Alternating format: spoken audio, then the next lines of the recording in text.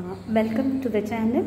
Today let us see the poem Alice Fell or Poverty by William Wordsworth. The subtitle of the poem is Poverty. William Wordsworth is one of the founders of English Romanticism. He is called a nature poet. Of course, he is a pantheist, a worshipper of nature. Simple themes and simple vocabulary, the language of the ordinary men, he calls them real men. Real men are the landmark of his poem. It seems to be very simple, but the message is really great. This poem, Alice Fell or Poverty, tells of his compassion or mercy towards a village girl. The theme or the subject of the poem is also very simple, the ordinary experience or event of a day. But the message is great, serious, as I said earlier. Alice, the poet is traveling towards Durham and in a chase, in a cart drawn by horses. On the way, he heard a moaning sound, a lamenting sound coming continuously with his chase. He is wondering where the sound comes from. And as the wind blows in all directions in many ways, he hears it continuously, the moaning sound. And he asked his driver to stop the chase, and he stopped, but the moaning sound also stopped. He was wondering. Then the driver continued driving the cart, and once again the sound is heard. He's wondering what has happened. He just wanted to do something. He's not an ordinary man just to pass by hearing a lament or a moan or a crying sound. So he asked his driver to halt the chase. And he stopped, and he got down, and he saw a little girl closer to the wheels, and she stopped crying now. He asked her, what's happening? Why do you cry? The girl, the first and last word of the girl was, my cloak. She cried as if her heart was broken. The poet said, he was looking at the cloak, and he was wondering, it's a very ragged cloak, ragged, tattered cloth, and he is wondering, the girl is asking, what's your name? My name is Alice Fell. And by that pitiful look, he was drawn to the heart. And he asks about her. She says she's an orphan, fatherless and motherless. She cries bitterly, and he asked her, where are you going? At this night time, lonesome, without any company, and it is about to rain, dark clouds threatening, and no moon also to lead you, no light. Where are you going? And the girl says, to Durham, where I belong to. The poet says, I will take you there. He takes her to Durham and drops her in an inn. To the host of the inn, he pays some money to buy a new cloak to her, to make her smile. She was crying even while sitting in the chase. She was crying, sobbing so bitterly. That made the poet buy a cloak for her, and finally to make her smile, he said, you will get a new cloak, hereafterwards don't cry. And then he said, this is what I will call you in future as Alice Fell.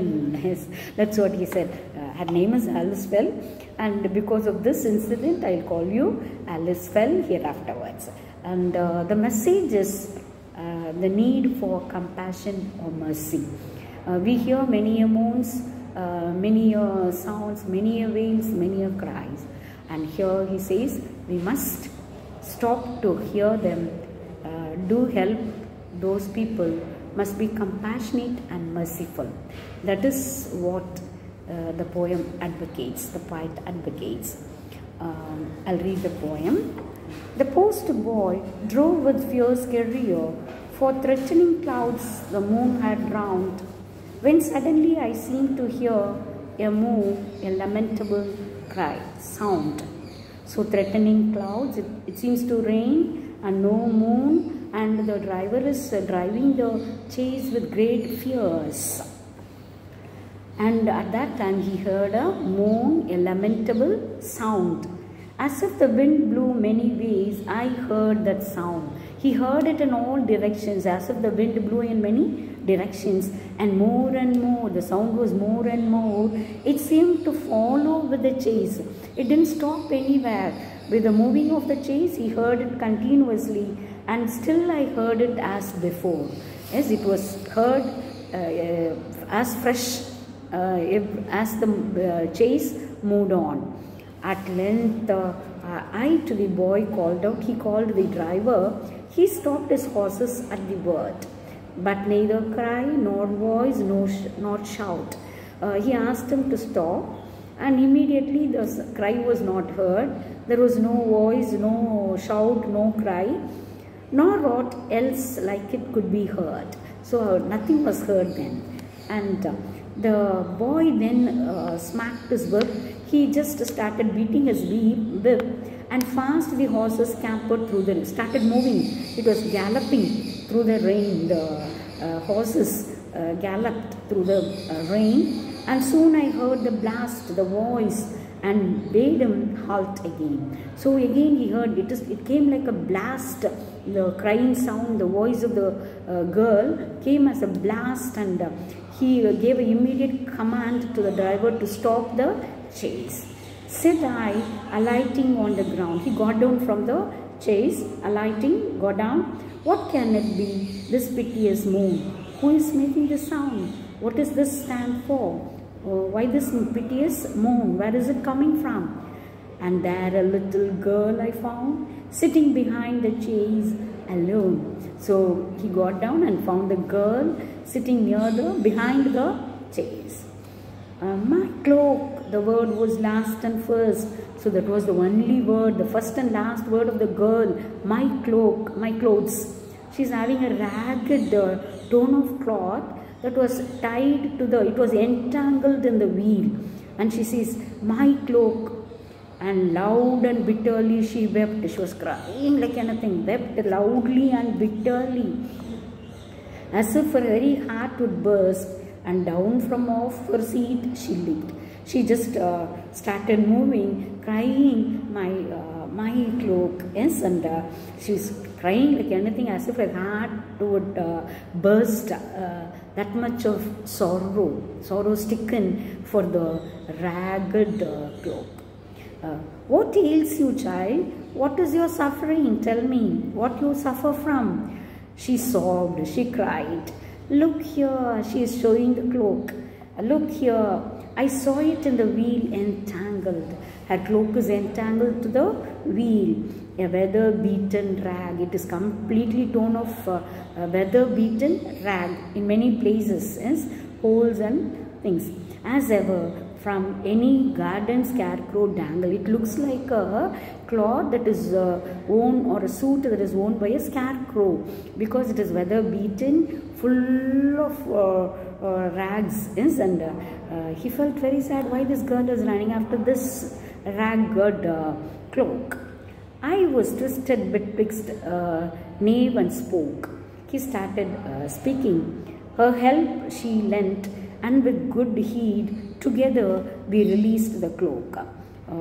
She helped the poet.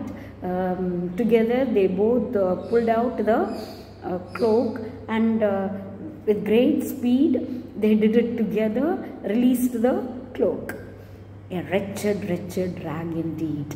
It's a very, very torn off cloak. Yes, ragged, wretchedly dragged, weather beaten, like earlier he said, weather beaten rag, And now he says, a wretched, wretched rag. And whither are we going, child? Tonight, along these lonesome ways? Here, out of his love for the girl, for the poor child, he's asking, where are you going at this hour? Very dark. And moreover, this is a lonesome path. Where are you going? To Durham. Durham, the girl is going to Durham, answered she, half wild. Then come with me into the chase. She was telling, she was a bit frightened, and she says Durham, and the poet said, then you come with me in the chase. She sat like one past all relief. It looked as if after getting the rag, she looked as if she is very relieved, past all relief. But sob after sob, she is still crying. The aftermath of the event made her cry, sob after sob. She forth did sent in wretchedness. She is crying, still crying, as if her grief could never, never have an end. She is crying continuously, as if there is no end to her sorrow. It will never end. Like that she is crying. My child, in Durham, where do you dwell? He is asking, where are you dwelling in Durham? She checked herself in her distress, in her sorrow. She's just thinking, pausing for a second, and said, my name is Alice Fell. I am fatherless and motherless. Poor thing. She is an orphan, fatherless and motherless. She says, my name is Alice Fell. My child, and I to Durham, sir, belong. So I belong to Durham. I live in that place. And then, as if the thought would choke, as if the thought of being motherless and fatherless would choke her, couldn't make her speak. Her very heart, her grief grew strong. Again, her grief grew stronger, and all was far tattered cloak. And again she started crying for the tattered cloak. She is reminded of her situation of being an orphan, fatherless and motherless. It made her grief grew stronger, and she started crying very bitterly, and that is for this tattered cloak.